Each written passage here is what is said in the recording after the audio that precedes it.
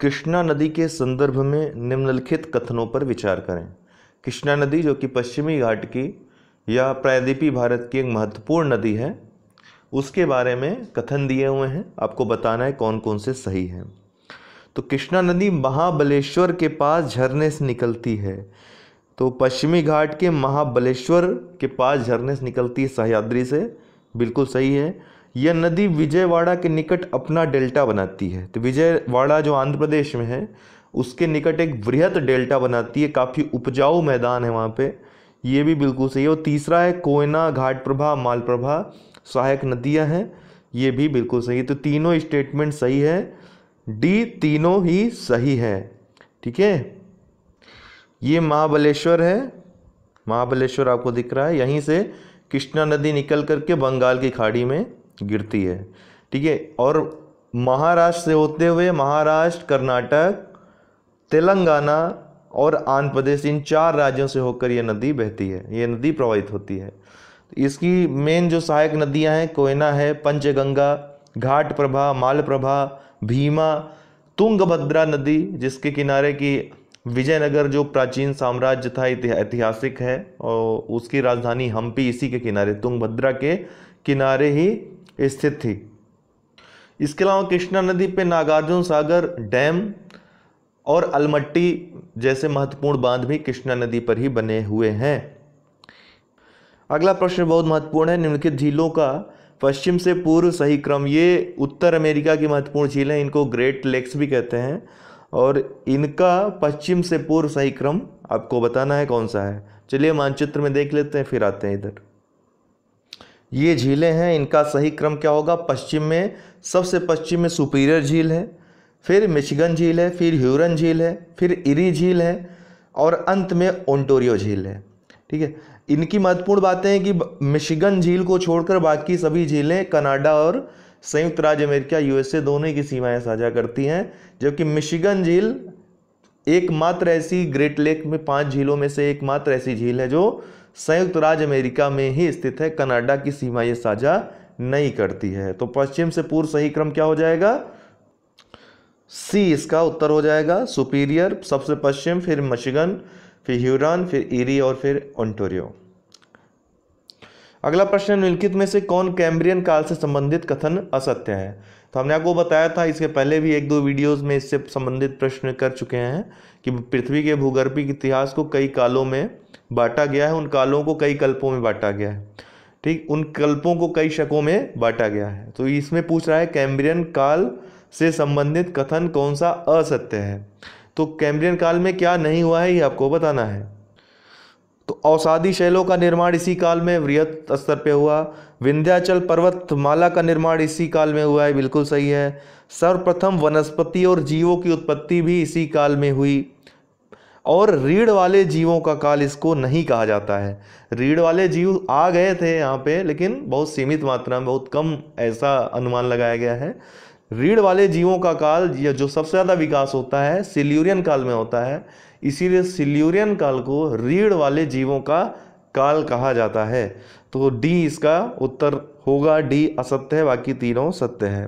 देखिए कैम्ब्रियन काल पैलियोजोइक महाकल्प का एक, देखिए ये काल के बारे में, भूगर्भिक इतिहास के बारे में मैं निश्चित रूप से कल ही आपके लिए वीडियो लाऊंगा, क्योंकि यहाँ से प्रश्न आता है यूपी पीसीएस की आपकी परीक्षा में, अक्सर पूछा जाता है।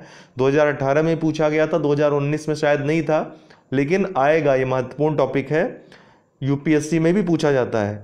तो कल वाला जो चैप्टर रहेगा हमारा कॉन्सेप्चुअल रहेगा, पृथ्वी का भूगर्भिक इतिहास, उत्पत्ति से लेकर उद्विकास तक की सारी चर्चाएं कल वाले वीडियो में होगी। 8 बजे रात देखना मत भूलिएगा। और सारे जो अभी तक पिछले वीडियोस आए हैं, अभी मेरा भूगोल और इतिहास का चल रहा है ये। इसके बाद भूगोल इतिहास समाप्ति के बाद हम अर्थव्यवस्था और राज्य व्यवस्था पे आएंगे, उन दोनों को साथ लेकर चलेंगे। तो 2-2 टॉपिक तैयार करते चलेंगे, आपके एग्जाम तक सब तैयार हो जाएगा। जिम्मेदारी आपकी है कि आपका कोई वीडियो मिस नहीं होना चाहिए, ठीक है ना, इतना आपको करना है। बाकी आप हमारे पेड कोर्स से भी जुड़ सकते हैं, नीचे दिए हुए नंबर पे व्हाट्सअप दिया हुआ है। यूपी पीसीएस प्रीलिम्स 2020 की तैयारी हो रही है, आप लोग टेलीग्राम ग्रुप ज्वाइन कर सकते हैं। अन्य कोर्सेज जो मुख्य परीक्षा आरओ आदि के हैं उसमें भी आप जुड़ सकते हैं। तो कैम्ब्रियन जो युग था पैलियोजोइक महाकल्प का एक भाग है। प्राचीनतम अवसादी शैलों का निर्माण जो होता है इसी काल में। भारत में विंध्याचल पर्वतमाला का जो निर्माण होता है इसी काल में होता है। सबसे पहले समुद्रों में घासों की उत्पत्ति या सारगैसम जो घास है उसकी उत्पत्ति इसी काल में हुई थी। पृथ्वी पर इसी काल में सबसे पहले वनस्पति और बिना रीढ़ वाले हड्डी वाले जीवों की उत्पत्ति हुई।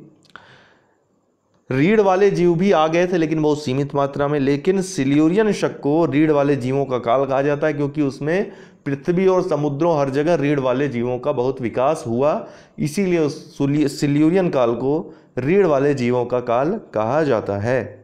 तो डी इसका असत्य है, बाकी तीनों सत्य हैं। निम्नलिखित कथनों पर विचार करें। तरंगों जो भूकंपी तरंगे हैं, आपको बता दें पीएसएल थोड़ी चर्चा कर देते हैं। पी प्राइमरी तरंगे, एस सेकेंडरी तरंगे और एल लॉन्ग वेव्स। 3 प्रकार की भूकंपी तरंगे होती हैं। इनका जो अध्ययन है वो पृथ्वी की आंतरिक संरचना के बारे में जानने के लिए बहुत महत्वपूर्ण है, बहुत विश्वसनीय है। क्यों विश्वसनीय है? अब आइए पहले प्रश्न पढ़ लेते हैं तो बताते हैं। पी तरंगों के कंपन या प्राथमिक तरंगों के कंपन की दिशा तरंगों की दिशा के समानांतर होती है। देखिए, पी तरंगे या प्राथमिक तरंगे, तीनों तरंगों में सबसे ज़्यादा गति या सबसे ज़्यादा वेग इन्हीं तरंगों का होता है। ये ध्वनि तरंगों की भांति गति करती हैं, अर्थात अनुदैर्ध्य कंपन करती हैं। अनुदैर्ध्य मतलब तरंगों के समानांतर चलती हैं। तो पी तरंगों के कंपन की दिशा तरंगों के दिशा के समानांतर होती, बिल्कुल सही है। वहीं एस तरंगे, इनकी गति पी तरंगों की तुलना में कम होती है। ये अनुप्रस्थ तरंग की भांति होती है, अर्थात प्रकाश तरंगों की भांति गति करती हैं। तरंगों की दिशा प्रकाश के तरंगों की तरह तरंगों की दिशा के लंबवत होती है, इनका कंपन लंबवत होता है।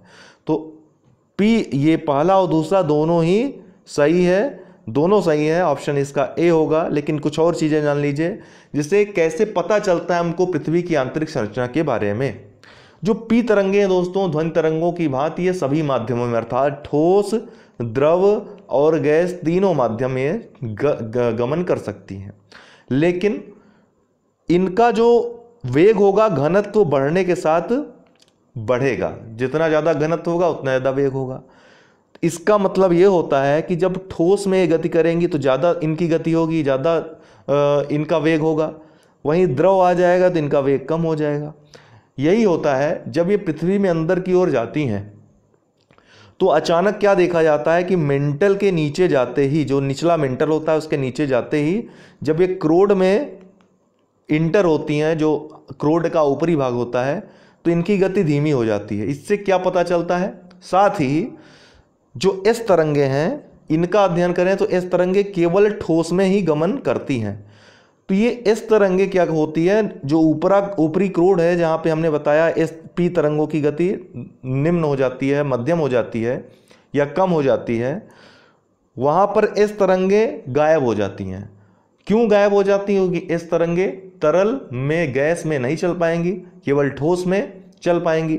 तो हमको क्या मालूम चलता है कि पी तरंगे जहाँ पर धीमी हो जाती हैं, एस तरंगे जहाँ पर गायब हो जाती हैं, वो जगह अवश्य तरल अवस्था में होगा। तो इसी से हमको मालूम चलता है कि जो ऊपरी क्रोड है, बाहरी क्रोड जो है, वो तरल अवस्था या जमी हुई अवस्था में पाया जाता है। इसी तरह जहां जहां घनत्व में परिवर्तन होगा वहां वहां पी और एस तरंगों के वेग में और इनकी तीव्रता में, इनके गमन पथ में अंतर दिखाई पड़ेगा, जिससे हमको पता चलेगा कि यहाँ का घनत्व कैसा है। तुलनात्मक अध्ययन हम कर पाएंगे। तो पृथ्वी की आंतरिक संरचना के बारे में हमको जानने में बहुत ज़्यादा मदद मिलती है पीएस तरंगों से। एल तरंगे ये धरातली तरंगे होती हैं, ठीक है, लॉन्ग वेव्स इनको कहते हैं। ये सबसे कम वेग वाली होती हैं लेकिन सबसे ज़्यादा घातक होती हैं, सबसे ज़्यादा तीव्रता इन्हीं तरंगों की होती है। तो अगर वेग के मामले में पूछा जाए तो पी तरंगों का वेग सबसे ज़्यादा, एस तरंगों का उससे कम, एल तरंगों का सबसे कम। लेकिन तीव्रता या घातकता के बारे में पूछा जाए तो एल तरंगे सबसे ज़्यादा, फिर एस तरंगे और फिर पी तरंगे। स्टोन एज से बहुत सारे प्रश्न हमने पहले भी कर लिए हैं और आपको एक सीरीज में पूरा स्टोन एज का जितने भी फैक्ट हो सकते हैं पूछे जा सकते हैं वो दे दिया है। फिर भी मैं शामिल कर रहा हूं इन प्रश्नों को कि पूछे जाते हैं तो आप लोगों का गलत ना हो। पॉलिशदार पत्थरों का प्रयोग किस युग के लोगों ने किया था? जो पॉलिशदार पत्थर थे उनका प्रयोग किस युग के लोगों ने किया था? Polished stones used by people of what era? तो नवपाषाण युग, हिमयुग, पूरा पाषाण युग, मध्य पाषाण युग। देखिए भारत में नवपाषाण काल में, जिसका प्रारंभ 7000 ईसा पूर्व से, जबकि विश्व स्तर में यदि बात की जाए नवपाषाण काल की तो 9000 ईसा पूर्व से माना जाता है। तो ये बात याद रखिएगा, नवपाषाण युग भारत में 7000 ईसा पूर्व से माना जाता है, वहीं वैश्विक स्तर पे 9000 ईसा पूर्व से माना जाता है। नवपाषाण काल के लोग ही पॉलिशदार पत्थर के औजारों का और उनसे बने हथियारों का प्रयोग करते थे। वही नहीं, इसी काल में अर्थात नवपाषाण काल में ही कृषि और पहिए का भी आविष्कार होता है। आग का आविष्कार दोस्तों पूरा पाषाण काल में होता है, लेकिन सर्वाधिक उपयोग इसी काल में अर्थात नवपाषाण काल में होता है। लेकिन आग का आविष्कार जो हुआ था, खोज जो हुई थी, पूरा पाषाण काल में ही हो गई थी। ठीक है, तो इसका उत्तर होगा ए, नवपाषाण युग, नियोलिथिक एरा। निम्नलिखित बौद्ध ग्रंथों में से किसमें संघ जीवन के नियम प्राप्त होते हैं? विच of the following Buddhist text contains the rules of associations life? तो आप जानते हैं 3 पिटक हैं, कौन कौन से? विनय पिटक, सुत्त पिटक और अभिधम्म पिटक। विनय पिटक उन 3 बौद्ध ग्रंथों में से एक है जो त्रिपिटक कहलाते हैं, अर्थात अभिधम्म, सुत्त और विनय में से एक विनय पिटक है। विनय पिटक भिक्षु और भिक्षुणियों के संघ और दैनिक जीवन जो संबंधी नियम है, जो संघ के नियम हैं और उनके जो आचार विचार हैं, वो सब इसमें समाहित हैं। वहीं बौद्ध धर्म के उपदेश की बात की जाए तो अभिधम्म पिटक में बौद्ध धर्म के उपदेशों का वर्णन है, और अंतिम जो सुत्त पिटक है, तीसरा पिटक सुत्त पिटक है, उसमें बौद्ध धर्म के जो दार्शनिक सिद्धांत हैं उनका वर्णन मिलता है। तो याद रखिएगा तीनों पिटक और उनके विषय को। विनय पिटक में जो संघ जीवन है उसके बारे में वर्णन प्राप्त होता है, ठीक, और अभिधम्म पिटक में बौद्ध धर्म के उपदेशों का वर्णन है, सुत्त पिटक में बौद्ध धर्म के दार्शनिक सिद्धांतों का वर्णन मिलता है। तो इसका क्या होगा दोस्तों? संघ जीवन के नियम, विनय पिटक, सी इसका उत्तर हो जाएगा। आगे बढ़ते हैं। जैन धर्म के संबंध में निम्नलिखित में से कौन सा कथन सही है? विच of the following statements regarding Jainism is correct? यह कर्मवाद में विश्वास करता है, यह कर्मवाद में विश्वास नहीं करता है, यह कर्मवाद के संबंध में मौन है, यह कर्मवाद की भर्त्सना करता है। तो देखिए जैनिज्म जो है कर्म पर, कर्म के सिद्धांत पर आधारित है। यह कर्मवाद पे अटूट विश्वास रखता है। उसका मानना है संसार के सभी प्राणी अपने अपने जो संचित कर्म है, जो कर्म किए करता है, उसी के अनुसार फल भी उसको मिलता है। अर्थात कर्म ही और कर्मों का फल ही जन्म और मृत्यु का कारण है। जैन धर्म में संलेखना और निषिद्धि प्रथा ये सभी प्रचलित थी। संलेखना के बारे में आपने सुना भी था, बीच में काफी प्रचलित भी थी। मौर्य साम्राज्य के संस्थापक चंद्रगुप्त मौर्य ने भी श्रवणबेलगोला में जाकर संलेखना विधि से अपने प्राण त्याग दिए थे। ठीक है ना, तो इसका ए उत्तर होगा, यह कर्मवाद में विश्वास करता है। अशोक के रुम्मिनदेही अभिलेख में किस कर के वसूले जाने का उल्लेख मिलता है? रुम्मिनदेही अभिलेख जो है उसमें दोस्तों बलि, जो सी इसका है, ये उत्तर होगा बलि। What tax is collected in Ashoka's Rummindei regard? तो बलि कर का उल्लेख है। रुम्मिनदेही अभिलेख को अशोक का आर्थिक अभिलेख भी कहा जाता है। इसीलिए क्या कहा जाता है? आर्थिक अभिलेख। यह रुम्मिनदेही दोस्तों नेपाल की तराई में स्थित है। अशोक अपने शासनकाल के 20वें वर्ष रुम्मिनदेही अर्थात यहां पर आए थे और यहां धार्मिक कर बलि को घटाकर 1/8 कर दिया था। इस अभिलेख को अशोक का सबसे छोटा अभिलेख भी कहा जाता है, जिसमें महात्मा बुद्ध के जन्म का अभिलेख ही प्रमाण मिलता है। तो पूछा जाता है महात्मा बुद्ध के जन्म का अभिलेखी प्रमाण किसमें मिलता है? तो रुम्मिनदेही अभिलेख में। अशोक यहाँ पर 20वें वर्ष में आए थे उसमें, और वहां पर जो धार्मिक कर लगाया जाता था बलि, उसको घटा करके 1/8 कर दिया था। तो अशोक अपने शासनकाल के 20वें वर्ष रुम्मिनदेही या फिर लुम्बिनी भी पूछता है, लुम्बिनी अक्सर पूछेगा, जहां पर रुमनदेही में ही लुम्बिनी स्थित है दोस्तों, ठीक है ना। लुम्बिनी में ही क्या हुआ था, महात्मा बुद्ध का जन्म स्थान है लुम्बिनी, ठीक है ना। तो 20वें वर्ष आकर यहां पे बलि कर को घटा दिया था, 1/8 कर दिया था। सी इसका उत्तर है। सुमेलित करें, यहां सही सुमेलित करना है, किसको किसका उपनाम था या किस नाम से जाना जाता था। तो चंद्रगुप्त को दोस्तों सेंड्रोकोट्टस के नाम से, सेंड्रोकोट्टस नाम उल्लेख है कई जगहों पर, तो सेंड्रोकोट्टस चंद्रगुप्त के लिए। बिंदुसार के लिए अमित्रघात, बी का 3 होगा। अशोक के लिए देवा नाम प्रियदर्शी या प्रियदर्शी का इस्तेमाल हुआ है, प्रियदर्शी 1। चाणक्य को विष्णुगुप्त कहा जाता था, तो सी इसका उत्तर होगा 2 3 1 4, 2 3 1 4। आप लोग लगातार हमारे सारे वीडियोस देखिए क्योंकि बहुत ही महत्वपूर्ण है। आप स्वयं जब हमारे ये 10 वीडियोस जो इसके पहले आए हैं वो देख लीजिए और पेपर कोई सॉल्व करिए, आपको स्वयं समझ में आएगा कि प्रश्न कहीं और से नहीं आते हैं, यहीं से आते हैं। बाकी जो डाउट हो, आप ऊपर जो दिया गया है आप देख रहे होंगे, हैशटैग में मेरा व्हाट्सअप नंबर है, उसमें पूछ सकते हैं। कई लोगों ने पूछा भी अपने डाउट्स को भी, तो आप लोग भी पूछते रहिए ऐसे ही। निम्नलिखित सातवाहन नरेशों में किसे तिसमुद तोय पीतवाहन कहा गया? Which of the following Satavahana kings is called तिसमुद तोय पीतवाहन? तो दोस्तों इसका उत्तर होगा डी, गौतमी पुत्र शातकर्णी को तिसमुद तोय पीतवाहन भी कहा गया है।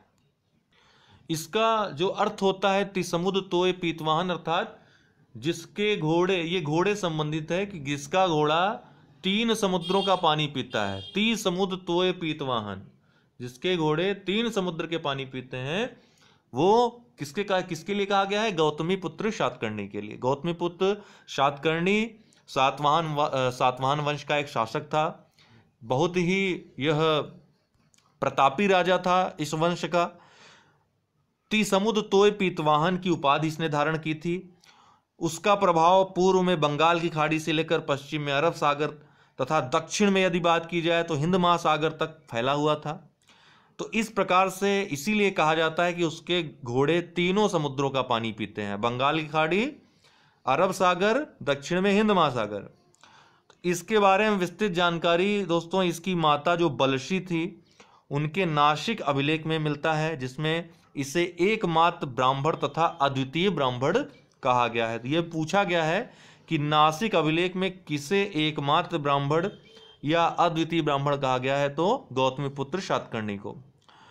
गौतमीपुत्र शातकर्णी को दोस्तों वर्ण व्यवस्था का संरक्षक भी कहा जाता है। उसने वर्ण व्यवस्था को संरक्षित करने का प्रयास किया। इसने अपने सिक्कों पर राजसिर भी अंकित करवाया था। तो पूछा जाता है किसने अपने सिक्कों पर राजसिर अंकित करवाया, तो गौतमीपुत्र शातकर्णी ने।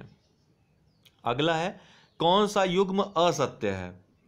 स्वप्न वासोदत्त भास का है, बिल्कुल सही है। विक्रमोर्वशीयम, विक्रमोर्वशीयम दोस्तों ये कालिदास का विख्यात नाटक है। इसी में राजा पुरुरवा और उर्वशी के प्रेम और विवाह की कथा का उल्लेख मिलता है।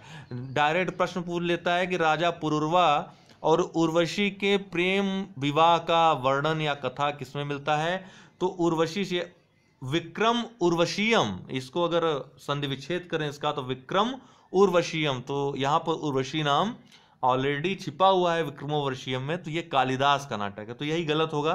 पंचतंत्र विष्णु शर्मा ने लिखा है, कामसूत्र वात्स्यायन की रचना है, तो बिल्कुल सही है। इसके अलावा कालिदास की रचनाएं याद रखिएगा बहुत महत्वपूर्ण है। अभिज्ञान शाकुंतलम, मालविकाग्निमित्रम, रघुवंशम, कुमार संभवम, मेघदूतम, ऋतु संहार और यह आपका विक्रमोर्वशीयम। इतना याद रखिएगा, कालिदास पूछे जाते हैं जब मिलान करने को आता है, तो वो अगर आपको तैयार रहेगा तो जो गलत रहेगा उसको आप आसानी से ढूंढ लेंगे।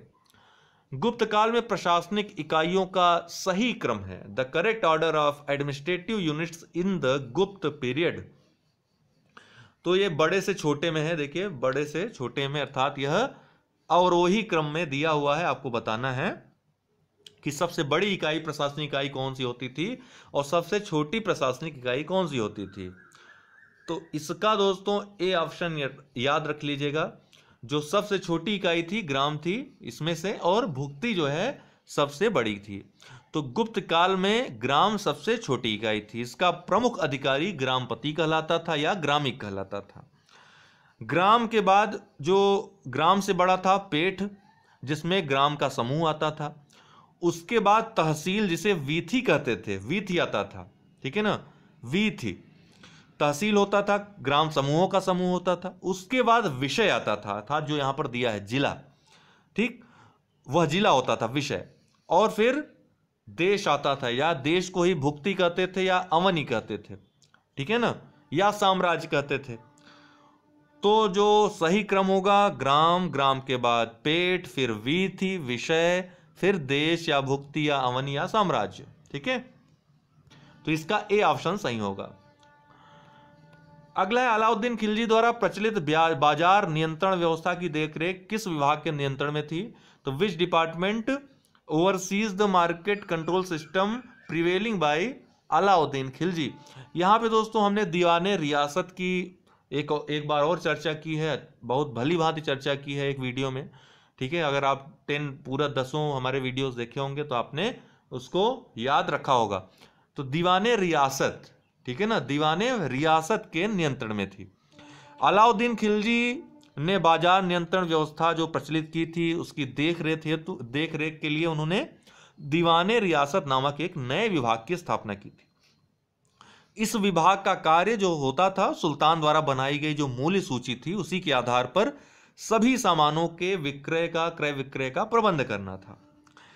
बाजार नियंत्रण व्यवस्था के अंतर्गत सभी वस्तुओं के अलग अलग अधीक्षक बनाए थे उसने, जो शाहने मंडी कहलाते थे। क्या कहलाते थे? शाहने मंडी या शाहना ए मंडी कहलाते थे।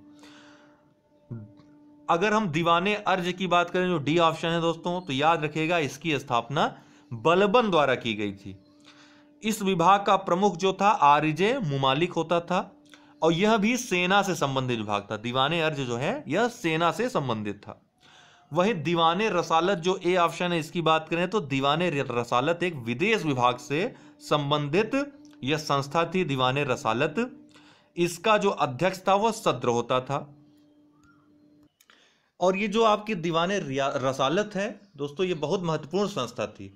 इसके लिए किसी अधिकारी या किसी अमीर की नियुक्ति अलाउद्दीन खिलजी ने नहीं की थी, ठीक है। इसका कार्यभार स्वयं अपने हाथ में रखा था अलाउद्दीन खिलजी ने। तो बहुत प्रसिद्ध था डिपार्टमेंट है दीवाने रसालत। इसी के साथ ही इसके अंडर में एक और उसने विभाग की स्थापना की जिसे दीवाने मुस्तक राज कहा गया। दीवाने मुस्तक राज, ये कर से संबंधित था।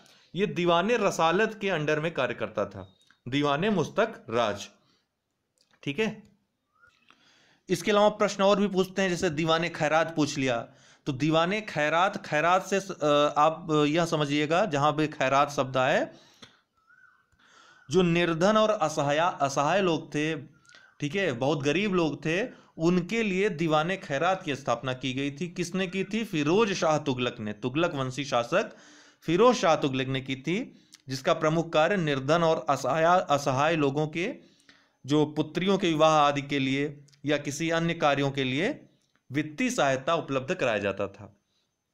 तो इसका उत्तर जो पूछ रहा है बाजार नियंत्रण व्यवस्था की देखरेख के लिए, तो दीवाने रियासत बी इसका उत्तर होगा। बाकी जो विभाग आएंगे धीरे धीरे किसी न किसी टेस्ट में सम्मिलित करते हुए समाप्त हो जाएगा, और ग्रुप में एक साथ सब हम दे देंगे। आप लोग थोड़ा इंतजार करिए, मुझे पता है कुछ चीजें लेट हो जाती हैं ग्रुप में देने में, लेकिन मैं धीरे धीरे सब प्रोवाइड कराता रहूंगा। मोहम्मद बिन तुगलक द्वारा दीवाने अमीर कोही नामक कृषि विभाग स्थापित करने का उद्देश्य था। देखिए, सबसे पहले तो दीवाने अमीर कोही या दीवाने कोही भी कहा जाता था, इसकी स्थापना किसने की थी? मोहम्मद बिन तुगलक ने। किससे संबंधित था? तो कृषि से संबंधित था, कृषि विभाग था। तो यहां पर यह भी फैक्ट आपको याद रखना है।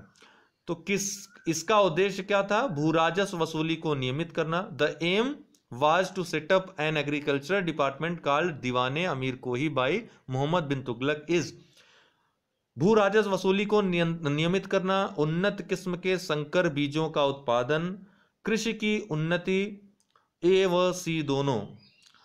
तो बोथ ए एंड सी, ए और सी दोनों होगा, अर्थात भू राजस्व वसूली को नियमित करना और कृषि की उन्नति, ये दोनों ही इसका उद्देश्य थे। तो दीवाने कोही या दीवाने अमीर कोही की स्थापना मोहम्मद बिन तुगलक द्वारा की गई थी। कृषि विकास और मालगुजारी व्यवस्था की जांच हेतु इसकी स्थापना की गई थी। यह विभाग कृषि से एग्रीकल्चर से संबंधित था, जिसका अध्यक्ष अमीरे कोही कहलाता था। दीवाने अमीरे कोही का जो अध्यक्ष कहलाता था अमीरे कोही कहलाता था। अकाल से निपटने के लिए मोहम्मद बिन तुगलक ने एक अकाल संहिता का निर्माण करवाया था।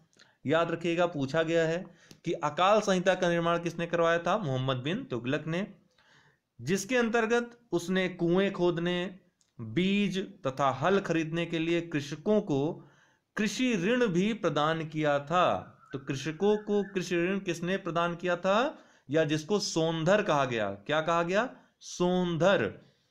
यह एक कृषि ऋण था सोनधर, जो मोहम्मद बिन तुगलक ने किसानों को प्रोवाइड करवाया अकाल के समय, ठीक है, या मुश्किल के समय। डी इसका उत्तर होगा। बहुत बहुत धन्यवाद दोस्तों।